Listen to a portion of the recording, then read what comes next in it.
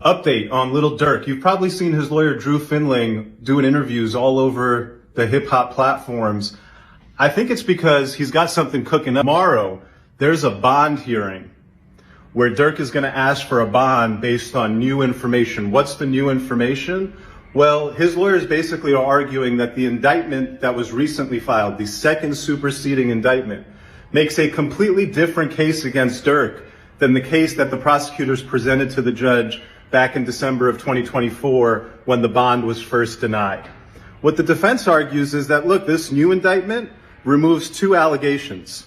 First, they completely got rid of any allegation that Durk rapped about this murder for hire plot, that Durk rapped about Quando Rondo on the news going, no, no, and crying in response to the murder of his friend. This is very important because what the defense is going to be able to argue to the judge is, look, judge, we proved to them that they're wrong because those lyrics were recorded 7 months before the murder. Those lyrics could not have had anything to do with the murder. And what they did in response to us proving that to them is they just took that allegation right out of the indictment. And now they're not even alleging that he rapped about the murder. And that was a huge part of their original case. And so without that, their case is much weaker. We deserve a bond. The other thing that the defense is arguing is that in the second superseding indictment, the government took out another very key allegation against Durk. The government had alleged that Durk, through co-defendant Wilson, paid bounties to the shooters in this alleged murder for hire plot. In the second superseding indictment, that allegation is gone.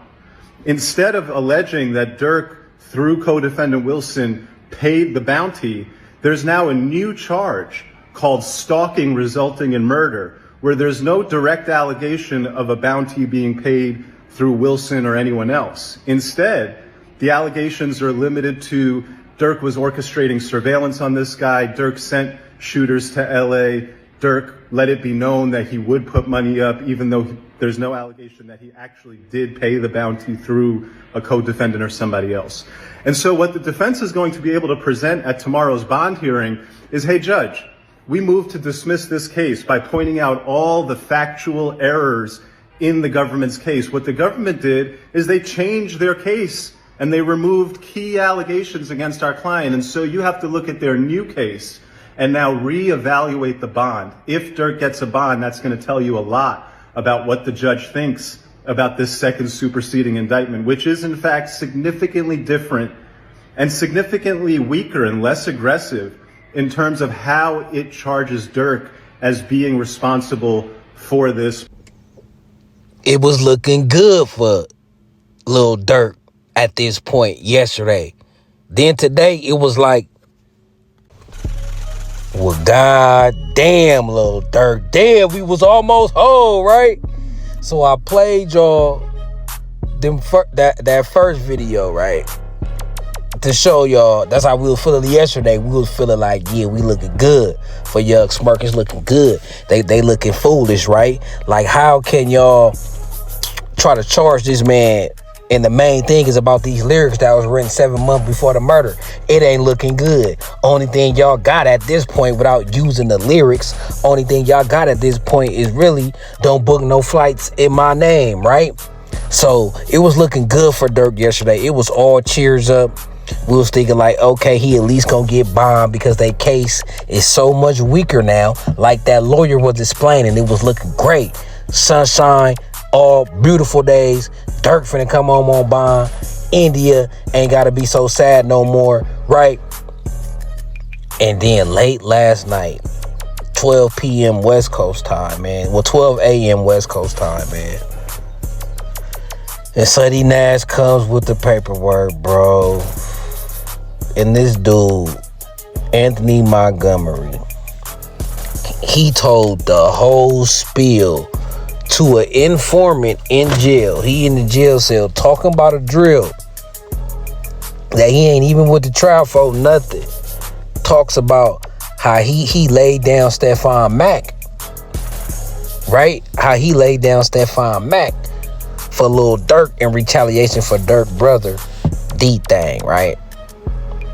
In retaliation for D-Thang, and he told it detail for detail for detail. And they claim that he wasn't coerced. When you read the paperwork, it's all voluntary. He explained it in detailed manner. You know what I'm saying? Like, he's a narrator. Like, he gonna narrate, right? And he narrated a clear picture. And now we see this is why his bail is being denied. Because basically, the feds had this in their back pocket the whole time, I guess. Or is this some last minute Fed work? I don't know if they was gonna bring this out later in the case or not, right? But they brought it out like this is an ace. This is one of their ace trump cards. So this recording is enough for them to keep him locked down. Now, of course, Durk lawyer is now going to pivot to the credibility of this witness, right? But it's going to be a tough battle because he didn't give this admission, this corroboration of an unaliving. He didn't give this under investigation, under pressure of investigation. This was freely given information. So I guess it's going to be his word versus Durk word. But his word got a little more truth to it because Durk brother actually did get unalived. So they have the motive for Durk wanting to have this done. So they got the whole confession. So these dudes, I don't know how many dudes have to fall victim to the recorded jail cell conversations, but this been going on forever.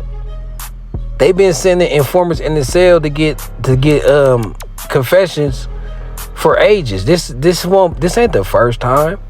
That's the same thing that happened with the dude that died from Inglewood family, Darby, or somebody who died from Inglewood family, and the dude from the 40s, the Stink Team, was talking in the cell and confessed to it to another cellie talking about it. The same thing that happened with the rapper Too Shitty. That's what happened with Too Shitty, right? Too Shitty was in there with the Stink, like telling the inmate, not knowing he's an informant. So this is normal politic that the police do. Just how they know the normal politic we do, and they abide by that. They work around that. We should know the normal politics they do. Ain't no telling nobody what you done, homie or not, black or not. It don't matter. You shouldn't speak on that, especially when you know it's high profile. What you did it for, the reasoning you did it for, like, this is high profile. So why would you even talk about this? You hear me? Why would you even talk about this to anybody? And that's the strength of the case. Like, this ain't no lie. Why would he give a detailed lie for nothing? This wasn't his testimony. This wasn't him trying to get out of no trouble. So they say Durk lawyer is a bad son of a gun, right? They say Durk lawyer, he that dude, right? You heard 600 Breezy, right? So he gonna have to work his power. You got to work his power. So it's if this is what it comes down to, is the jury gonna believe this unprovoked confession, or would a lawyer be able to get the jury doubt about this confession?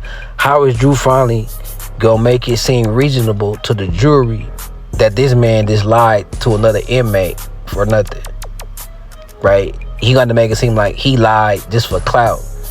He lied and said he did it for Durk to make it seem like he tapped in and he connected and them his boys. He gang. He lied for reputation, right? Gang. You know what I'm saying? He felt that if he told people that he slid and did a mission for Durk, that will raise his status in the gang world, right? And that is me just brainstorming on ways to, make the jury look at this like this ain't finite. People tell lies to people unprovoked. That's what you got to bring up. You got to bring up on how friends lie to friends. It's in a normal life. People will tell you a lie unprovoked. Have you ever been talking to somebody in a normal conversation, right? and they completely lied to you about something or completely exaggerated, right? Now that ain't completely a lie, because we see, like, apparently, you know, he did the deal, but he exaggerated by putting Durk in it. So you got to make the jury see how this exaggeration will benefit this dude, not as far as his case, but in the street world, right? People lie all the time. That's why they call it cap. In this community, they got a slang word. It's called cap. Would mean people be lying to make themselves look better, right? So that's what Durk finna have to come with, man. That's what his lawyer, or that just mean his brainstorming. I hope he got something more beautiful than that. But it gotta be somewhere in that ballpark range, right? It gotta be somewhere in that ballpark range to where you gotta make it seem like this is all cap. And you gotta paint it beautifully and give motives why, and paint it so eloquently. Cause this dude telling you detailed up about it. Talking about how he chased the dude down, chased him across the tracks, ran him down, stood over him, and gave him the business. Right? So if you read the paperwork, go check out Ceddy Nash, the actual wiretap word for word. He's very graphic. You'll be listening to this and you'll be into the story. He's a great narrator. You know what I'm saying? He's a great narrator. Right?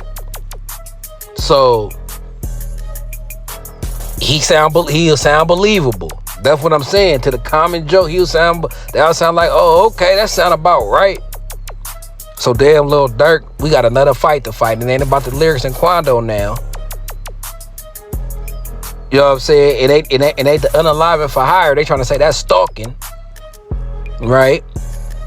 And now they bringing up your retaliation for your brother D thing. Praise up for Lil Durk, man. It was looking good. Now it's looking bad. But Drew, his lawyer, is a bad. You know what I'm saying? So don't count Durkio out yet, y'all. We still got a longer way. This trial finna be a marathon. They might try to YNW Melly Durk. He be fighting this for 5-6 years or something. You hear me? But until then, man, it's Carter Gang TV, man. And I'm out this thing.